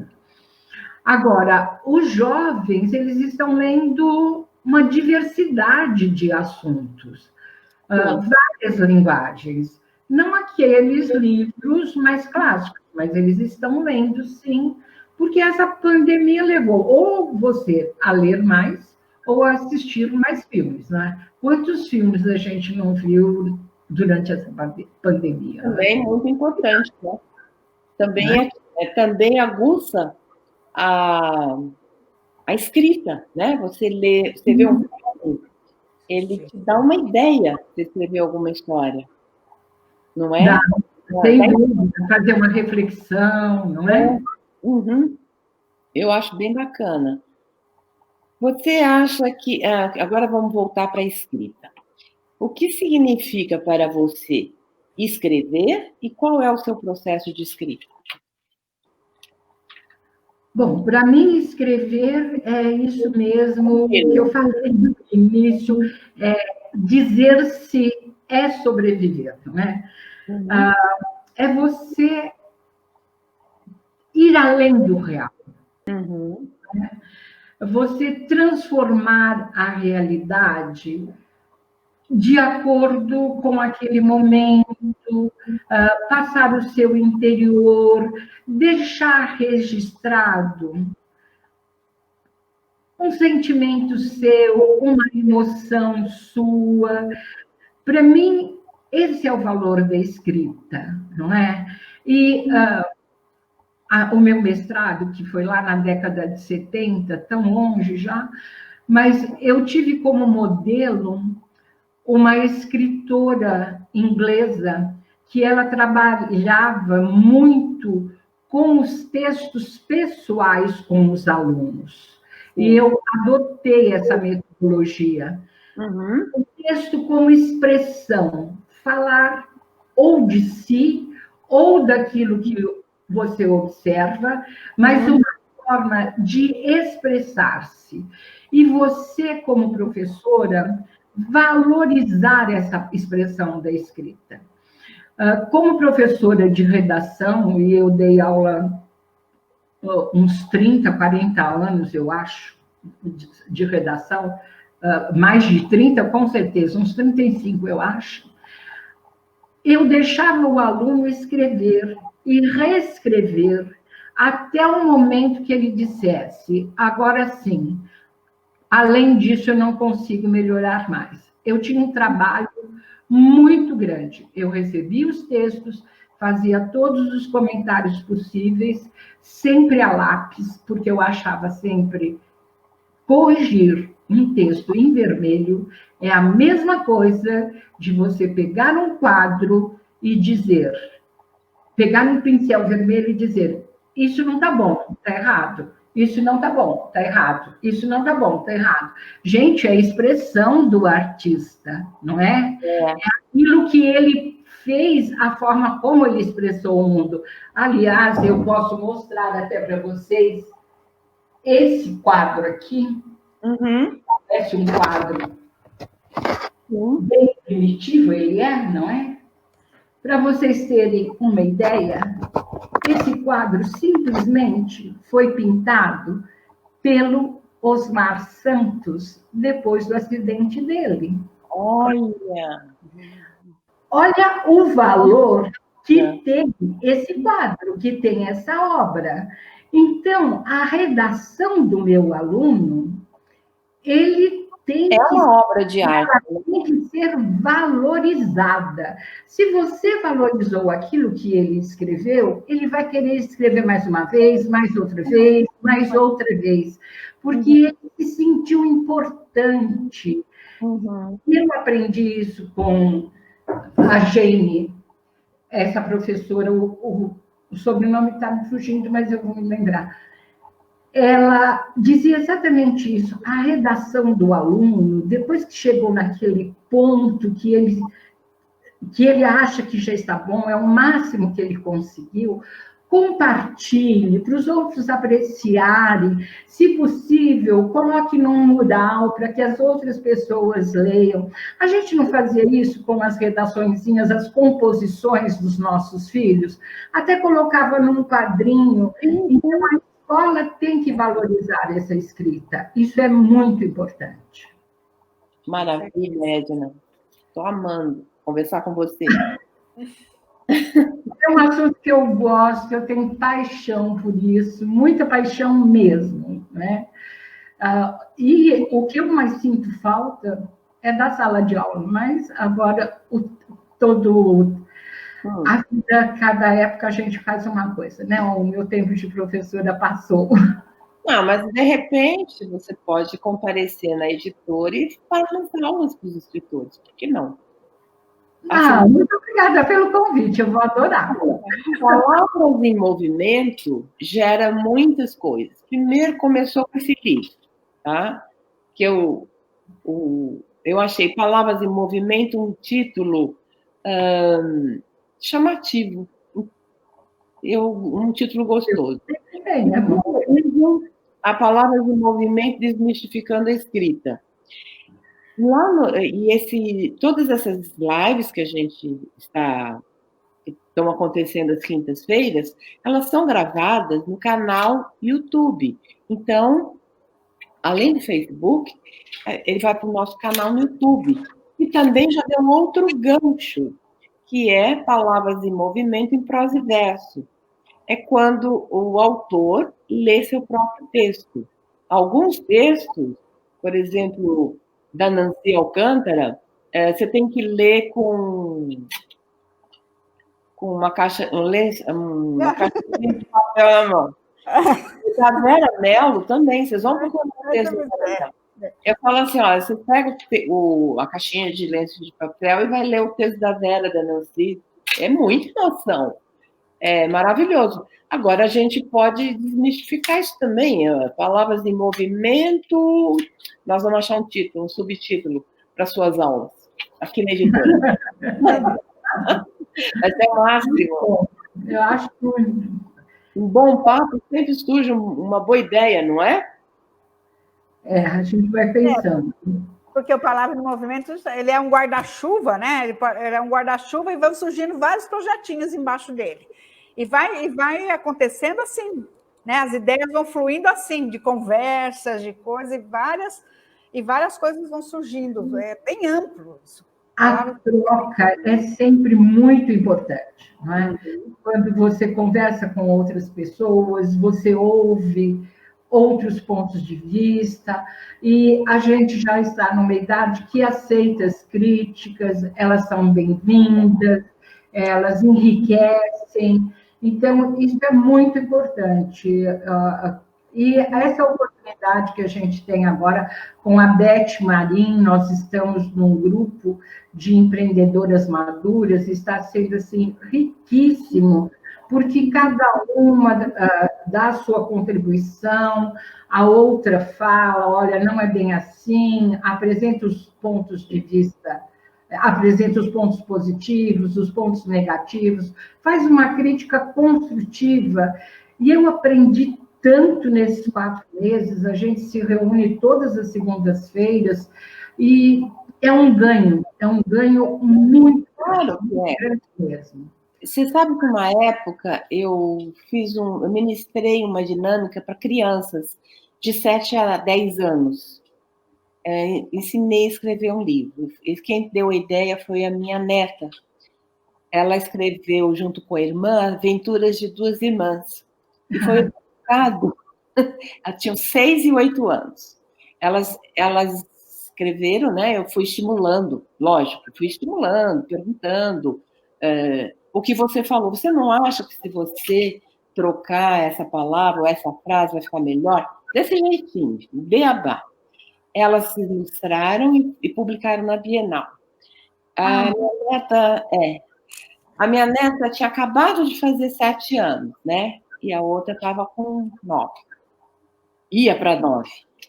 Ela falou assim, vovó, eu gostei tanto da minha sessão de autógrafos que eu gostaria de publicar outro livro. Eu falei, ela disse, As Minhas Memórias. 7 anos. 7 anos. Nós escrevemos no decorrer do ano esse livro, porque elas são ocupadíssimas, as crianças de hoje, né? Um dia antes do aniversário de 8, ela falou, vovó, eu ainda tenho que finalizar meu livro, amanhã eu faço 8 anos e aí não dá mais para escrever o livro. 7. Foi uma correria de véspera que você não faz ideia. E outra coisa que eu acho legal, a gente vai poder fazer isso. Alguém deu uma ideia bacana que o Daniel colocou aqui, palavras em movimento que respiram. A gente escrever em grupo, Edna, é muito legal. Essa experiência que eu fiz com as crianças foi fantástica. Tinha uma outra danadinha de 7 anos. Primeiro eu fiz como tinha algumas meninas que eu não conhecia, eu fiz uma mandalazinha, enquanto elas vão recortando e colocando os desenhos no meio de uma cartolina, né? O mais importante, a figura mais importante no centro, e aí rodeando, para eu poder conhecer melhor as meninas novas, que eu não tinha contato, captar um pouquinho de sentimento delas. E aí sugerir as ideias para o livro. Mas elas compartilham com uma ética incrível, porque uma palpitou no livro da outra, mas não necessariamente copiou a ideia. Então, por exemplo, a Ana Carolina, essa minha neta, eu sugeri o título, que elas começassem, Quem Sou Eu? Começa Quem é Você? Aí ela falou, vovó, no Quem Sou Eu posso contar o meu lado maluca? Pode. Meu lado doida? Pode. Mas o que significa isso? Ela falou, é ser brincalhona, divertida, sem machucar os outros. Aí eu falei do prefácio, e alguns livros têm pós-fácio. Vira outra danadinha, a Bia, ela falou assim, meu pai vai fazer o pós-fácil, meu pai é muito crítico. Olha só, meu pai é muito crítico. E assim foi, eu dei, logo enquanto elas estavam fazendo esse processo de recortar, eu fui explicando livros em capítulos, romances, que já discursa o texto sem interrupções, né? Vira a Bia de novo para mim e fala assim, o meu livro vai ter sumário, porque eu vou fazer em capítulos. 7 anos. E é uma gracinha. E a gente compartilhar, uma compartilhou a história da outra, palpitou, acrescentou, criticou. Foi uma experiência muito rica. Eu amei essa experiência. Podemos fazer nós aqui. É uma experiência, enquanto você fala, eu fico imaginando isso numa sala de aula. Porque as crianças, elas têm uma criatividade tão grande para escrever, elas vão colocando no papel. Se a escola tiver esse olhar que você teve, o que pode isso, pode aquilo, só com esse cuidado, com aquilo, e a própria criança já tem essa noção, esse trabalho traz um resultado maravilhoso, maravilhoso. Tem que ter esses projetos, mas, mesmo assim, eu acredito muito que isso esteja acontecendo em muitos lugares. Eu tenho algumas ex-alunas que estão trabalhando na periferia e elas me trazem relatos, assim, edificantes, de um bom trabalho. Então, mas a imprensa só trabalha com o negativo, não é? Aquilo que não é ruim. Então, vai trazendo, não sei quantos analfabetos, crianças analfabetos funcionais, não sei o quê, o letramento, desconstruindo toda uma teoria que deu certo, projetos muito bons, que deram muito certo, não é? Mas, na verdade, a gente tem muita coisa boa acontecendo. O que a gente precisa é divulgar essas coisas boas, não é? O trabalho que a escola está fazendo. E trabalhos como o seu, sem dúvida alguma. Com certeza. A gente está extrapolando bastante o horário, eu vou dar uma acelerada. O que você está lendo agora? Como? O que você está lendo agora? Agora, bom, eu estou relendo o livro da Lia Luft, Perdas e Ganhos, que eu acho, assim, excelente. Estou lendo um livro da Isabel Allende, que eu gosto muito, e que é, acho que eu... Pérola longa, Longa Pétala de Mar. Acho que é o último livro dela. Longa Pétala do Mar. Longa Pétala de Mar. É esse mesmo o nome dela. Esse eu comecei a ler agora há pouco. E também, mais um que eu estou relendo, que eu gostei demais. Esse é para saborear, como diz o próprio nome, né? Arroz de Palma. Que lindo. Arroz de Palma é belíssimo. Então, cada frase que você vai tirando, vai vendo. Agora você me dá vontade de reler esse livro. Me deixou com vontade de reler esse livro. Você não leu? É muito lindo, é muito lindo. É lindo demais.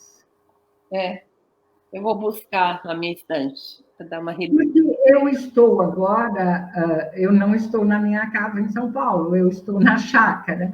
Então, eu estou com poucos livros aqui. Eu preciso comprar alguns, mas eu estou trabalhando muito em alguns projetos. Então, eu estou lendo as coisas que estão por aqui, estou relendo, não é? Mas tem livros lindos. Tem muita coisa boa mesmo. E mesmo esse livro do Desassossego, do Fernando Pessoa, ele é maravilhoso, tem umas reflexões excelentes. Ele fala do prazer de escrever, né? Ontem mesmo eu estava lendo uma parte dele que ele diz assim, que ele tem um prazer pela eu não lembro as palavras dele exatamente, mas ele tem um prazer de escrever porque ele sabe que ele vai ser lembrado no futuro por alguma coisa que ele escreveu hoje. E esse prazer da fama futura é um prazer do hoje, do presente. E que é um prazer que, ele escreve isso lá na década de 30, né, do século passado, e é um prazer que, por exemplo, um milionário americano não vai ter. De quantos milionários americanos do século passado você se lembra? Um ou dois ou três, claro. Mas quem é que não conhece Fernando Pessoa? Quem é que não conhece Shakespeare? Quem é que não conhece Machado de Assis? Joyce, esses grandes nomes da literatura se eternizaram. E ele diz também, no momento, e ele fala do caixeiro viajante. O caixeiro viajante, por mais rico que ele seja, hoje, naquele momento em que ele escreveu, não é? Ele não vai ser lembrado pelos quadros que pintou, porque ele não pintou nenhum. Ao passo que muitos pintores morreram pobres e hoje eles são admirados no mundo inteiro. A arte é universal, não é? É pena que nessa nossa sociedade a arte seja tão pouco valorizada e que a gente tenha, embora eu não quisesse falar, mas eu vou falar, nós tenhamos um presidente atualmente com uma equipe que desvalorize totalmente a nossa arte, não é? Ele desvaloriza e faz com que os seus ministros desvalorizem. Essas perdas que nós tivemos ultimamente, nós vamos levar uns 50, 100 anos para recuperar. Né? Nossa, mas vem de longe. A falta de incentivo à cultura no Brasil é terrível. Terrível, é o imediatismo, aquilo que só vale para hoje, não é? Vira e mexe, eu gosto de publicar um livro no exterior, porque você sente o quanto você é valorizado. É completamente diferente no exterior. Nós estamos, inclusive, depois nós vamos comentar a respeito, nós vamos, assim que for possível, vamos para Turim, vamos para Milão, mas em médico eu gosto de dar uma escapadinha e publicar uns livros em inglês, francês, italiano, porque é outro mundo, gente. Como o Brasil, como falta cultura no Brasil, é de doer. É muito, muito, muito triste. Muito triste. Alguma consideração? Algum comentário? Olha, os comentários aqui tem a Marilena está elogiando suas netas, né? Com o que você contou, que são lindas. A Alice comenta que ela lê e escreve todos os dias, se posta no blog, e ela continua nos livros. E a Alice também comenta que as crianças são maravilhosas e animadíssimas nas noites de autógrafo. Ela deve estar se referindo às noites de autógrafo de lançamento, né? De antologia. Sim. Ela participou. Ela é muito animada.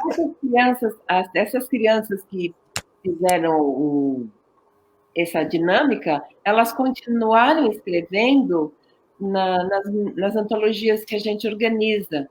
Então, teve um livro infantil, Conte Outra Vez, que participaram 5 crianças. E foi muito bacana.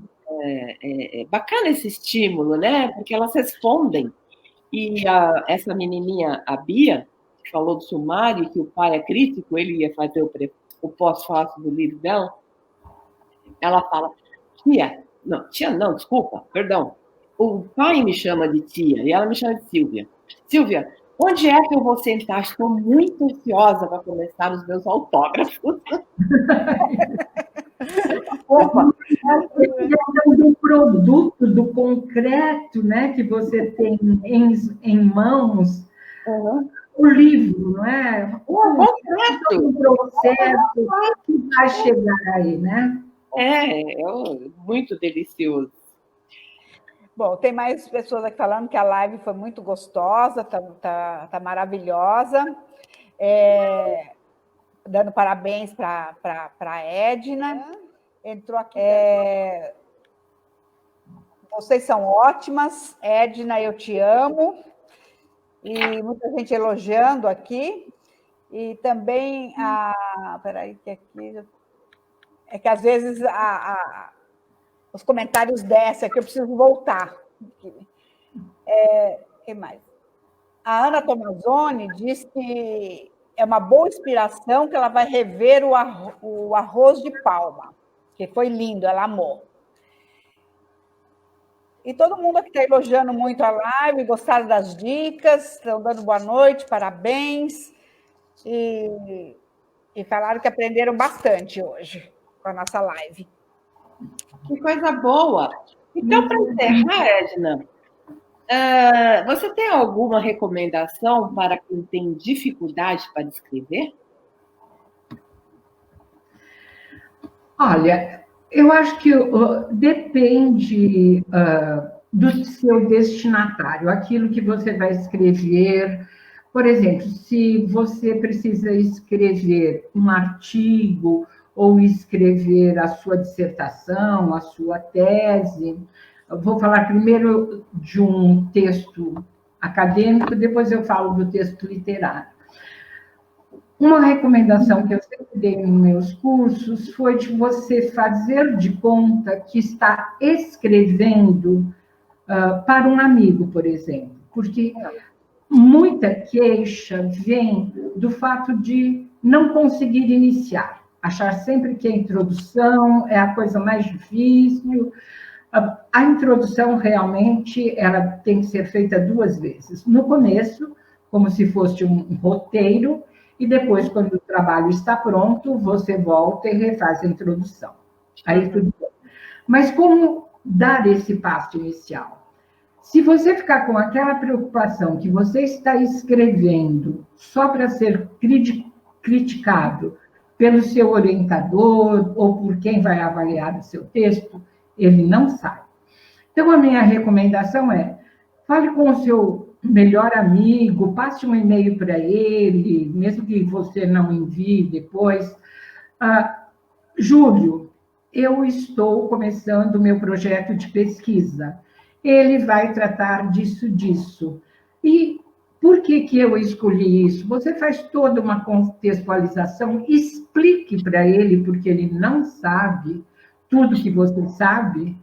Depois, é só tirar o nome dele, guardar o texto, que você já tem esse texto pronto. Isso eu sempre recomendo e funciona bem, né? Faça de conta que você está escrevendo para alguém, conte do seu projeto e assim por diante. Agora, quando se trata do texto literário, o texto literário já vem mais da alma, da emoção, da sua entrega. Então, há diferentes formas de escrever. No começo, se você nunca escreveu, no começo pode ser um pouco mais difícil, você não encontrou o tom ainda. É interessante que quem fala isso também é a Lia Luft, né? Que ela estava procurando o tom para perdas e ganhos. Às vezes você não encontrou ainda qual é o seu estilo, qual é o seu tom, mas vai escrevendo de uma forma solta, de uma forma gostosa. Se você tem dificuldade para escrever no computador, pegue uma folha, pegue um caderno. Eu adoro caderno, gosto muito. E acho assim, até na semana passada, ouvindo a entrevista da Beth, vocês estavam falando de anotar as ideias, né? Ter sempre um caderninho por perto. Eu acho que esse caderninho pode até ficar na mesa de cabeceira. Eu sempre tenho o meu caderninho comigo, né? Nesse caderninho, de repente, surge uma ideia durante a noite. Eu anoto lá. Agora até gravo no celular. Eu já escrevi textos à noite ditando para o celular. bem baixinho, né? E de vez em quando tem uma coisa muito engraçada, porque eu escrevo no celular para o nosso grupo de família, e minha filha fala assim, o que é isso? Não entendi. Ah, não é nada. Deixa aí, porque foi uma ideia que surgiu, eu tinha que escrever para alguém, coloquei no grupo. Pronto. Adorei. Vai se soltando, né? Adorei. Então, tem muita coisa no meu grupo de família que surge à noite, durante o dia. Eu tenho uma criatividade grande no banho, lavando a cabeça, tal, surge uma ideia. Daí, correndo, eu já anoto alguma coisa e depois eu vou escrevendo. Acho que dá, mas o importante é escrever. Eu gosto tanto dessa frase que eu vou repetir Fernando Pessoa pelo seu heterônimo do Bernardo Soares, não é? Muito bacana. Mover-se é viver. Muita gente está achando que não está vivendo agora porque não está andando, né? Se movimenta. Mover-se é viver. Dizer-se é sobreviver. Dizer-se, expressar-se, colocar as emoções, colocar os sentimentos, fazer registro, até mesmo fazer um diário. A gente aprendeu a escrever muito fazendo diário, né? Na nossa época, a gente escrevia muito diário. Toda jovem pensa diário, não é? E então, só para complementar, que eu acabei concluindo meu pensamento, nesse romance que eu escrevi, eu resgatei essas personagens para poder contar os bastidores do que foi nós mulheres.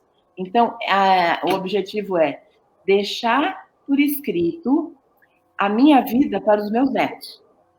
Quem sou eu, de onde eu vim, descendente de italianos, por parte de pai, por parte de mãe, fazendeiros, toda essa coisa que as pessoas não registram e depois sentem falta. Elas não sabem a história da família. É muito importante registrar a história da família. Então, de onde eu vim, não sei o que, lá, e os bastidores nós mulheres, que deu muito que falar. Então, eu espero que fique legal. Estou dando a última relida para passar para você, Edna. Tá bom, muito bom. Então vai ser por aí.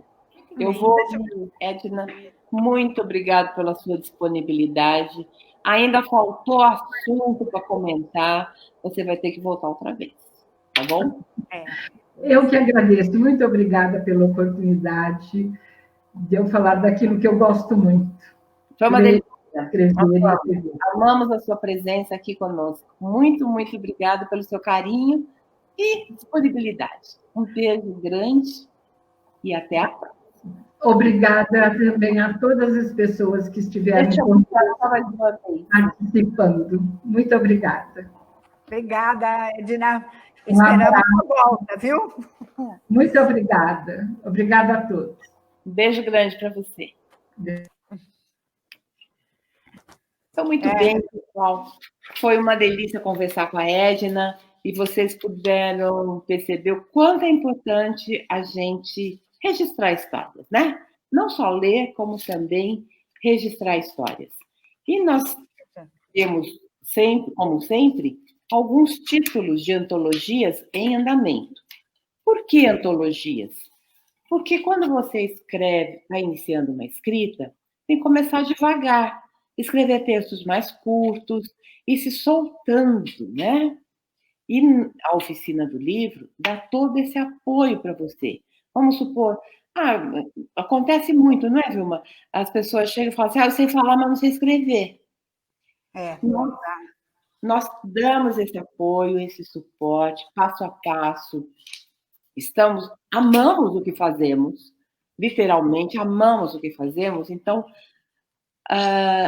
a Vera Mello, a Vilma Ruggeri e eu, e toda a equipe, estamos aqui por amor à escrita, por amor a incentivar as pessoas que deixem seus registros.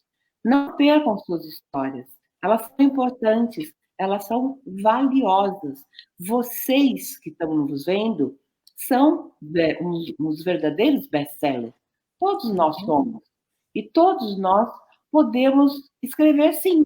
Por isso, a Oficina do Livro organiza antologias, ou seja, livros coletivos, onde todos participam de toda a editoração. São edições limitadas, mas que cada um vai deixando o seu recadinho, sua assinatura num capítulo. E, a partir daí, muitos e muitos acabam escrevendo seus livros solo, porque eles se soltam. E eu gostaria que a Vilma comentasse sobre os títulos que estão rolando. Então, nós estamos agora com o título Um Jardino em Parole, que que vai ser o livro bilíngue do Jardim Palavras, que nós já publicamos aqui no Brasil. Então, nós convidamos você, se quiser participar, esse título vai ser... esse livro, essa antologia vai ser bilíngue, português e italiano. E nós estamos com 60 mais também, que é um tema muito interessante. 60 mais, a nova etapa da vida. Nós convidamos vocês a participar das nossas antologias. E se vocês quiserem falar sobre escrita, falar se você já tem um texto pronto, que você tem vontade de escrever, se você quiser conversar com a gente, você pode entrar em contato pelo WhatsApp, que é o 963138721, ou então pelo nosso e-mail, contato@oficinaeditora.com.br. Tá? Nós vamos ter muito prazer em receber e conversar com vocês. Eu agradeço a participação de vocês todos e ficamos muito felizes, né, de ter vocês com a gente. A live de hoje foi muito gostosa, muito aprendizado. A Edna foi uma pessoa muito bacana, com muita coisa para nos ensinar. Então, eu dou meu boa noite aqui, passo para a Silvia aí o final da live. Entre as escritoras que participavam ativamente das antologias, tem aqui a Vera Mello, que escreveu o seu livro solo. Olha que lindo! Ela escreveu o seu livro solo. A Vera Mello acho que participou de quase todas as antologias, uma loucura. Esse aqui foi uma outra antologia também que a gente lançou ano passado, que tem histórias super, super engraçadas, super divertidos. É um livro que vale a pena, que eu recomendo. Esse livro aqui, olha que fofinho, cabe na palma da mão. É um livro de frases, tá vendo?